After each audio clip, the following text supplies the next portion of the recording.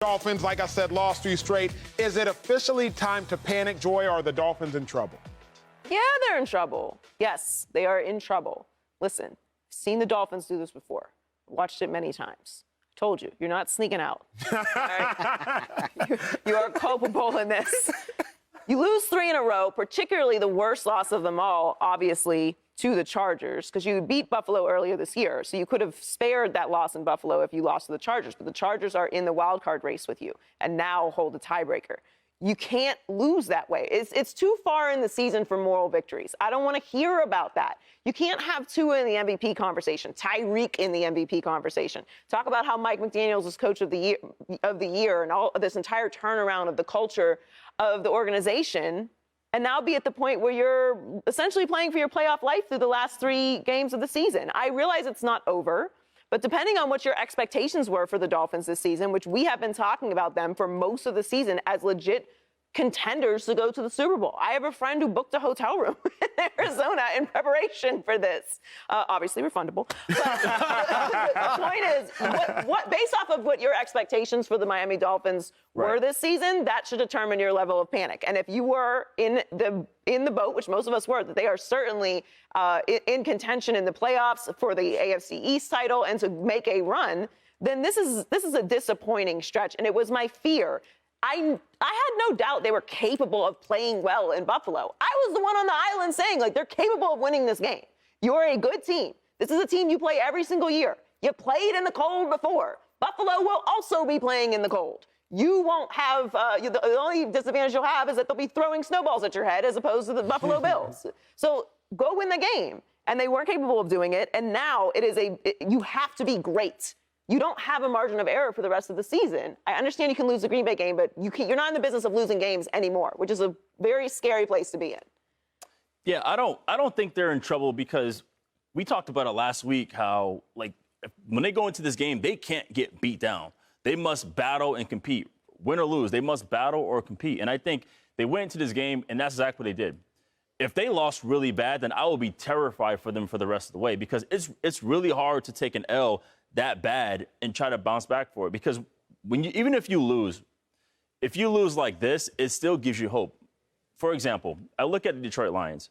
They have single-digit losses to quality opponents. And for them, sure, there are no moral victories, but for them, it's like we're right there. We're right there. Let's keep going. We're 1 play away. We're this play away. And I feel like for the Dolphins, had they got the brakes beaten off of them, that would have been hard, not just to recover from the loss, but recover overall, just like morale. So I feel like with this, they just happened to run into a madman named Josh Allen. Yep. I think that was the thing. They went up to Buffalo. Shout out to them for performing in the cold. Shout out to them for doing everything they were supposed to do, run the ball, get explosive plays. But it was just Josh Allen's time. But for them, for Miami, I'm not concerned. I'm not worried about them. I think they take care of business the rest of the way. I'm concerned because I'm actually with Joy on the side of I don't care for moral victories anymore. Now, Miami played a winnable game, but they lost. Right. What happens if they play a losable game against the Jets or Packers or Patriots and lose? Like, I would have rather them won and played ugly than lose and play great. No question about it.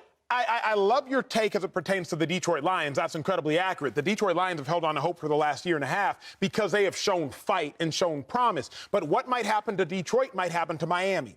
They might run out of time. Joy made a good point. She said, what depends on what your expectations were. I did not have them as Super Bowl favorites or going deep into the playoffs or even the playoffs. I think this year was more so like, what can Tua do? Like, what does it look like for Tua? And we found out, like, yes, he is their guy with the right coach. But after 5 weeks, Dave, when the Dolphins had beat the Ravens, they had beat the Bills, they had beaten one more team that's pretty good, if I'm not mistaken, it's slipping my mind right now. We had all realized, like, wait a second, the Dolphins might actually be AFC favorites. They might be the top of the AFC right there with the Chiefs. They already beat the Bills. They beat the Ravens. They were playing well against the Bengals before Tua got carted off. And now it looks like they only have a 61% chance of making the playoffs. Are they in trouble? No, and I line more with Will just because, for a variety of reasons. Okay, I get it. Moral victory, all that cool stuff. And yes, you would rather win. You would take a 3-0 win where you played terribly in every facet of the game, but we're better than them, like, because winning is that important. But I think this is different because the Dolphins got back to the reasons we're talking about them in the first place. Tua rediscovered his timing and his mojo. They got the explosive plays. They ran the ball. The defense, considering you're going against Josh Allen when he's clicking, I thought the defense played fairly well. I know that sounds silly about a game where they gave up 32, but that's the world you're living in when you're playing Josh Allen. They looked good. And I think that's important because I'll be honest, I was losing faith that they could sustain that. They looked like a husk of a team against the Chargers. And that's not even a great Chargers team. That's what was so concerning about it, is you're like, I mean, you don't even have to win this game, but like, can you 9 completions to it? Like, what are we doing here? Like, they just didn't even look like a semblance of what we had gotten used to. And on the other side of that, there's merit to what Joy's saying, that this team looked like a contender. They still, unfortunately, have the bad luck of sharing a division with the AFC favorite. And the Bills never really went away, right? Like, it was like, we're like, oh my God, Josh is throwing picks, and they lost a couple games, but they never really went away. They're number 1 in the AFC.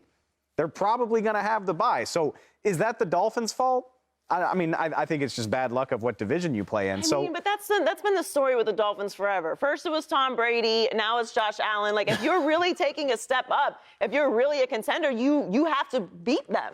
Like, I understood you did it earlier in the season, but you had an opportunity to beat them. Beat them. Go score points on that drive. Make it harder on Josh Allen. Like, that's the next step. It can't always be there's a great player in your division.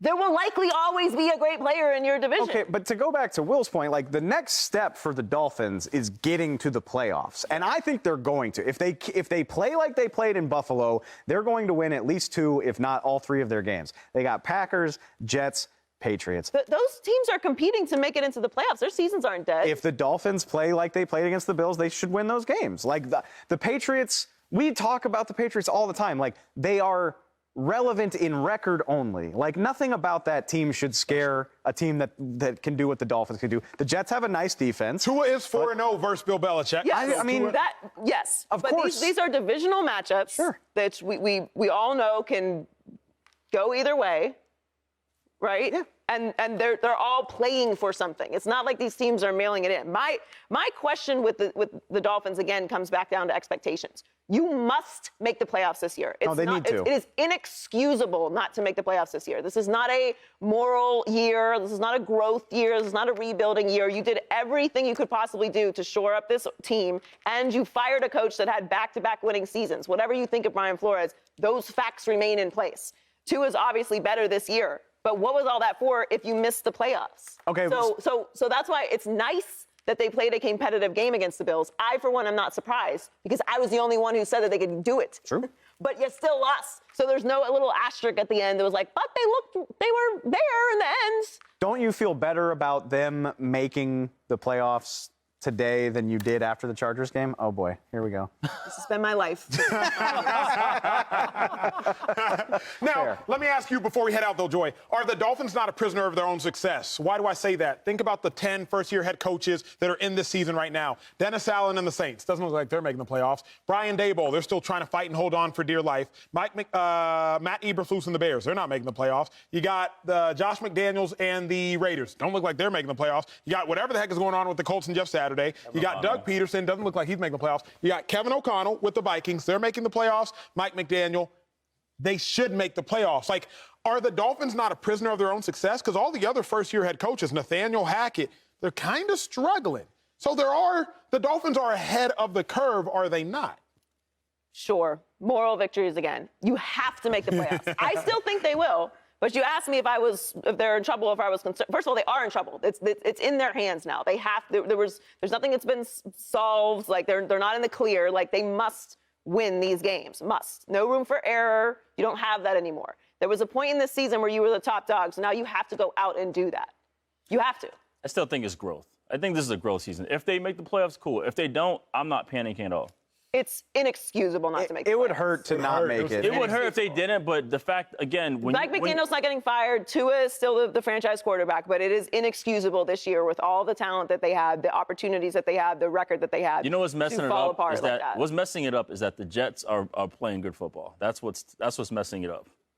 10-6 2 years ago, 9-8 last year, if I'm not mistaken, and they missed the playoffs both of those years. It would be tough for the Dolphins to have another winning season and not make the playoffs. That's never happened in the history of the NFL, 3 consecutive winning seasons without a playoff appearance, and it won't happen to the Dolphins because they will make it. Subscribe here to get the latest from Speak, and go watch a few segments from our other shows on FS1.